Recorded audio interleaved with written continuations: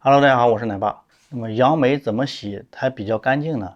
杨梅是一种美味又营养的水果，但是也容易藏有虫卵或灰尘，所以清洗杨梅时要注意一些方法。那么这样才能清洗干净，又不伤害果肉。下面奶爸就给大家介绍几种洗杨梅的小妙招。第一就是用盐水浸泡，这是最常见的一种方法。盐水可以杀菌消毒，也可以逼出虫子的虫卵。具体操作是用清水把杨梅洗一遍，然后把盐倒入清水中，轻轻搅拌，使盐溶解。把清洗过的杨梅放在盐水中浸泡，泡20到30分钟左右，然后倒入清水，然后往一个方向搅拌它。那么利用搅拌的这种离心力甩掉它们的污渍，然后呢再浸泡10分钟，让盐水彻底逼出虫子和虫卵，再倒出清水清洗一遍，搅拌一下，把剩余的脏东西赶出来。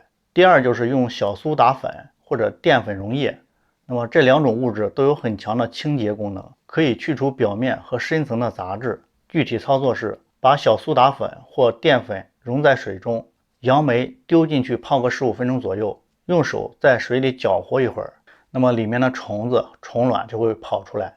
第三呢，就是用面粉溶液，因为面粉也有很强的吸附作用，可以轻松去除表面或深层的杂质。具体的操作是把面粉溶在水里，杨梅丢进去泡个15分钟左右，用手在水里搅和一会，然后里面的虫子虫卵了，那么就会跑出来。好的，以上就是今天所有内容，我是奶爸，咱们下期再见。